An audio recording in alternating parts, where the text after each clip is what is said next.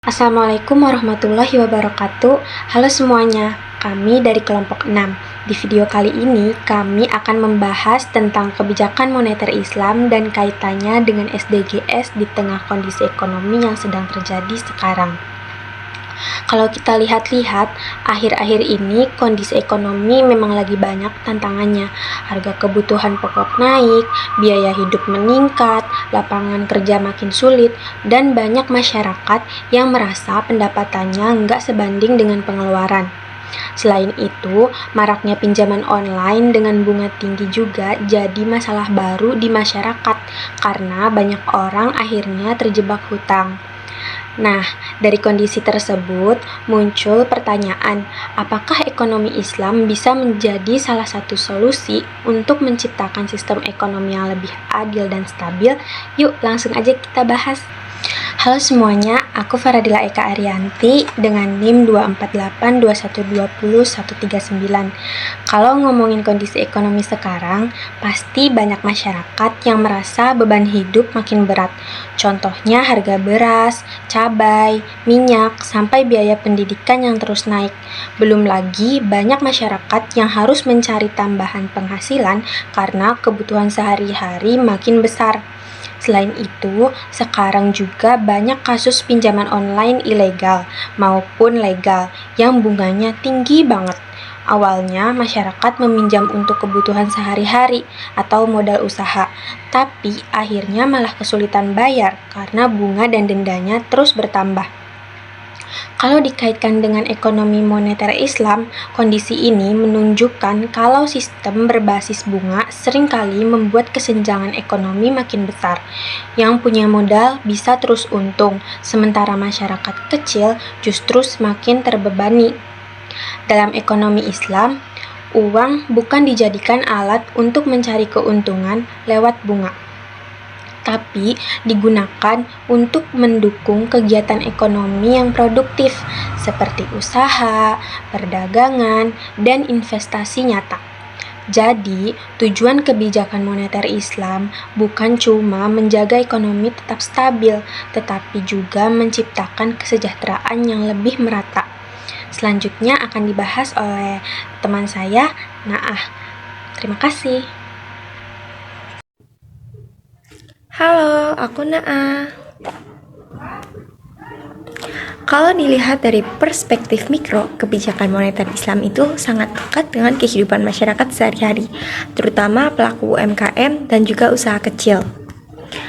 Sekarang masih banyak UMKM yang kesulitan berkembang karena takut meminjam modal di bank atau pinjaman online yang bunganya itu sangat tinggi. Nah, akibatnya tuh usaha mereka jadi sulit berkembang, bahkan ada yang terpaksa harus tutup karena nggak kuat buat bayar cicilan. Nah, dalam ekonomi Islam ada sistem bagi hasil kayak mudorobah dan juga musyarakah. Jadi, keuntungan dan risiko diganggung bersama antara pemilik modal dan juga pelaku usaha.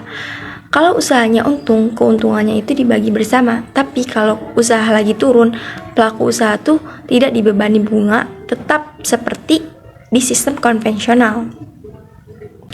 Contoh nyatanya, sekarang tuh banyak bank syariah dan koperasi syariah udah mulai membantu UMKM dengan pembiayaan berbasis syariah. Supaya apa? Supaya usaha kecil itu bisa berkembang tanpa terbebani bunga yang tinggi. Nah, kalau dikaitkan dengan SDGs, sistem ini tuh mendukung tujuan dari pengurangan kemiskinan, mengurangi kesenjangan ekonomi, dan membuka lebih banyak lapangan pekerjaan. Jadi, ekonomi Islam tuh bukan cuma fokus pada keuntungan, tapi juga memperhatikan kesejahteraan masyarakat yang secara bersama-sama. Assalamualaikum warahmatullahi wabarakatuh. Halo semua, aku Nikma Kurniati dengan NIM 24821201142. Aku akan membahas pembahasan yang ketiga, yaitu dari perspektif makro dan penerapan di negara lain. Kalau dilihat dari perspektif makro, kebijakan moneter Islam itu berfokus pada bagaimana negara menjaga stabilitas ekonomi dengan tanpa menggunakan bunga dan riba. Kalau kita lihat sekarang, banyak sekali negara yang menghadapi inflasi dan ketidakstabilan ekonomi global. Nah, dampaknya itu sangat-sangat terasa pada masyarakat, seperti harga barang impor naik, kemudian nilai tukar menurun, dan pastinya daya beli masyarakat pun ikut menurun. Nah, beberapa negara seperti Iran dan Sudan sudah mencoba menerapkan sistem moneter Islam dengan menggunakan instrumen syariah, yaitu seperti sukuk, bagi hasil, dan cadangan wajib untuk mengatur jumlah uang beredar dan menjaga stabilitas ekonomi.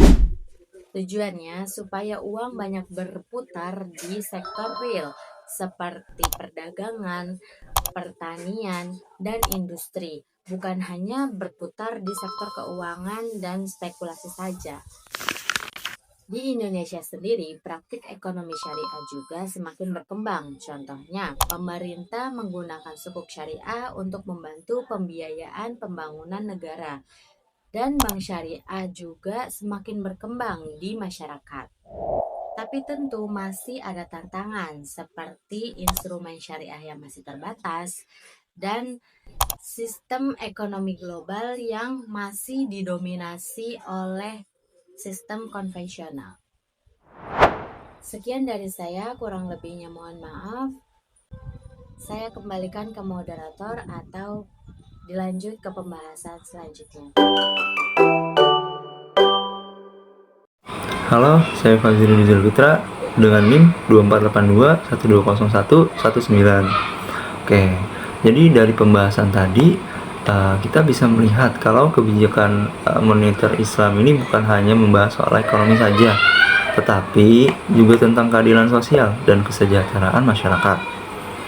Nah, di tengah kondisi ekonomi yang sekarang kayak gini, seperti inflasi, naiknya harga kebutuhan pokok, dan maraknya pinjaman berbunga tinggi, nah, ekonomi Islam menawarkan solusi melalui sistem bagi hasil, larangan riba, dan penguatan sektor real agar ekonomi lebih stabil dan tidak hanya menguntungkan pihak tertentu saja. Nah, selain itu kebijakan moneter Islam juga relevan dengan tujuan SDGs karena mendukung pengurangan kemiskinan, pemerataan ekonomi, dan pembangunan yang berkelanjutan.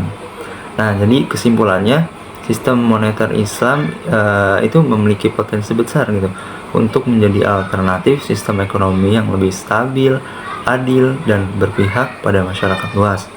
Oke, sekian dari kelompok kami. Terima kasih yang sudah menonton. Wassalamualaikum warahmatullahi wabarakatuh.